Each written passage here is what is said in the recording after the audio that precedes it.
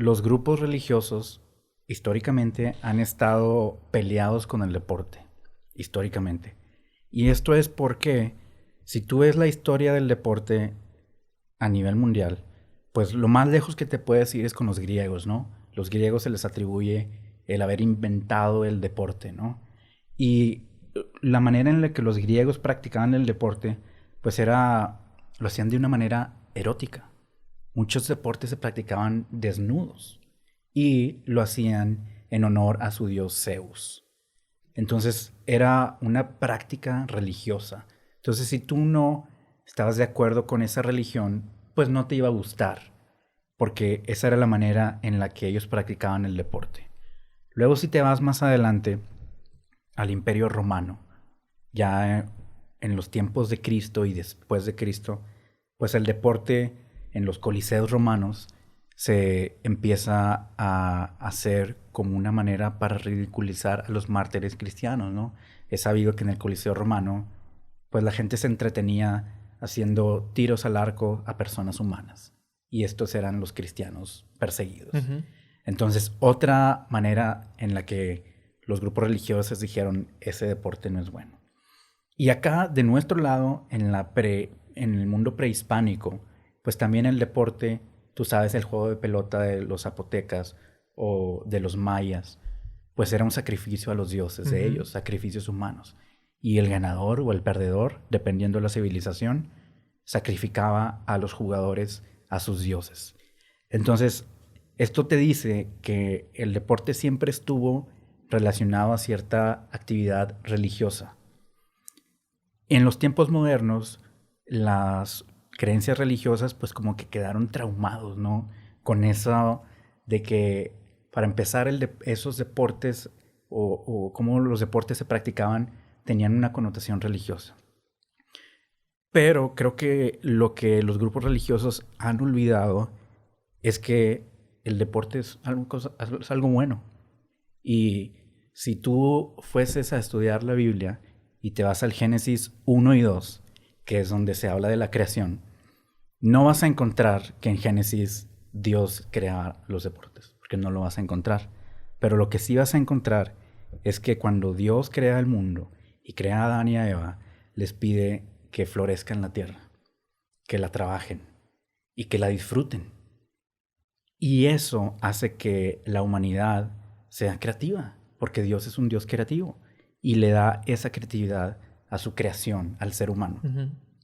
Y de ahí viene el florecimiento en todas las áreas, en la gastronomía, en la arquitectura, en la música y en los deportes. Todas esas cosas son buenas y todas esas cosas Dios permite que las disfrutemos, incluyendo el deporte.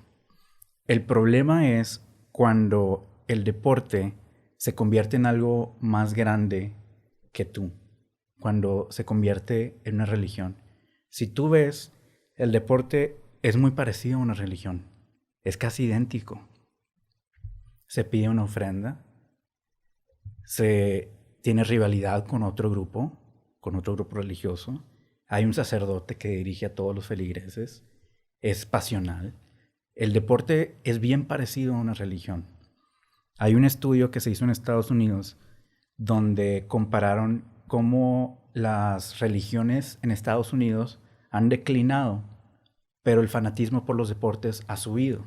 Eso está relacionado, porque el deporte puede convertirse en una religión. Y ahí es cuando, al menos yo en mi postura, ya se rebasa la línea. Exacto. He tenido que discernir hasta dónde es el deporte, que es algo que glorifica a Dios, porque yo soy de la fe cristiana. Los cristianos creemos que todo lo que hacemos glorifica a Dios. Yo soy publicista, por ejemplo. Yo, al hacer mi trabajo, que es hacer un comercial, ahí estoy glorificando a Dios con mi trabajo.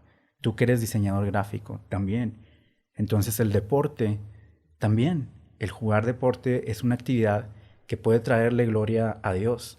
Y de hecho, si tú ves el Nuevo Testamento, Pablo, el apóstol Pablo, hace muchas analogías con el deporte, correr la carrera, que es una frase que él usa mucho. O sea, él usa analogías de deporte.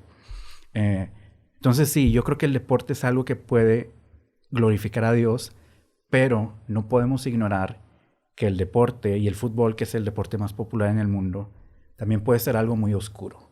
Sí. La semana pasada estuve viendo fútbol de Serbia y se agarraron a trompadas a un jugador porque era de color negro. O sea, el deporte no podemos ignorar que puede traer mucho racismo, sexismo, corrupción, drogadicción, violencia. O sea, todas las cosas malas que pueden girar alrededor del fútbol. Sí, de hecho, perdón que te interrumpa, han estado pasando broncas en los estadios. Sí. Y digo, ¿qué pedo? ¿No aprendimos nada? ¿O qué? Del encierro. Sí. O realmente, pues ya sí es la naturaleza del hombre de... O ya no sé si es que no saben controlar un impulso, una emoción, o el factor del alcohol es el que está haciendo, pero lo dicen, no, pero el alcohol es externo, en realidad el pedo lo trae la persona y lo... Sí. Yo creo que lo trae la persona. Te voy a dar un ejemplo. Desafortunadamente, no hay que secularizar al deporte, al fútbol, por esos eventos. Ajá. Yo creo que es algo que traen las personas y que lo reflejan en las actividades en las que hacen. Te voy a dar un ejemplo. Michael Jordan, el mayor basquetbolista en la historia del deporte y uno de los mayores íconos de la historia del deporte mundial. Cuando él ingresa al Salón de la Fama y da un speech de 22 minutos, parte de su discurso de Michael Jordan fue atacar a la gente que nunca creyó en él. Y toda la gente estaba así. Porque dijo, fulanito de tal, tú nunca creíste en mí. Fulanito de tal, tú me dijiste que no iba a llegar a ningún lado. Y miren dónde estoy ahora. Y todos así como que, no es necesario. Tú ya eres Michael Jordan. Pero eso te habla de lo que había en su corazón.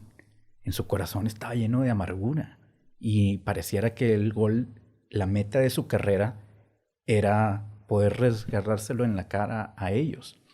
Después de él se subió otro chico con menos trayectoria, pero igual un chico basquetbolista bueno, y su discurso fue nada más agradecer a gente que le ayudó en su carrera. Y tú ves los dos contrastes, y ahí es cuando tú puedes ver el corazón de las personas. ¿Dónde está el corazón de Michael Jordan en ese momento? ¿Y dónde está el corazón del otro basquetbolista? Están en lugares distintos. Sí. Entonces, lo que hay en ti va a reflejar, se va a materializar en las cosas que tú haces. Uh-huh. En este caso, en el fútbol, ¿no? Sí, por ejemplo, hace rato mencioné que estuvo Yair Ramos. Uh-huh. Y él graba un video muy impactante de la final del 2017, que se mete corriendo a la cancha con una GoPro. Sí. Y sus primeras tomas son de Torres Nilo, de Juninho y de Carioca, hincados agradeciendo. Sí. Súper impactante ese video, güey. Sí, sí, está muy bueno. Y pues traigo el ejemplo de los vecinos sin afán de tirar, ¿verdad? Pero es lo que se me ocurre ahorita. Uh-huh. ¿Qué pasa? Ganan el dulcito que tuvieron, su recorrido su festejo, y le cantan al rival. Sí. Y nos dicen que nosotros, el que no brinque no sé qué, o sea, pues ahí es un ejemplo de lo que estás mencionando. Claro, en ese caso, pues para Torres Nilo, para Juninho, para Carioca, pues había algo más grande que el fútbol, que la rivalidad. Y esa es la jornada por la que yo pasé, en la que tuve que poner a Tigres en otro lugar de mi vida. Y yo me tuve que ir de la ciudad. Me tuve que ir porque estando aquí no creo que lo haya podido hacer en mi caso. Pero el dónde estaba Tigres en mi vida. Y quizá en algún momento Tigres era lo más importante de mi vida. Pero no quiero que suene también... Cuando yo muevo a Tigres y digo, pues primero soy cristiano, luego soy esposo, luego soy publicista y luego soy Tigres, no es como que Tigres ya es lo último de mi vida y no importa. Uh-huh. Al contrario, yo creo que le dio un valor más grande, y te voy a decir por qué. Porque ahora ya mi vida no depende de un resultado. Yo puedo disfrutarlo igual.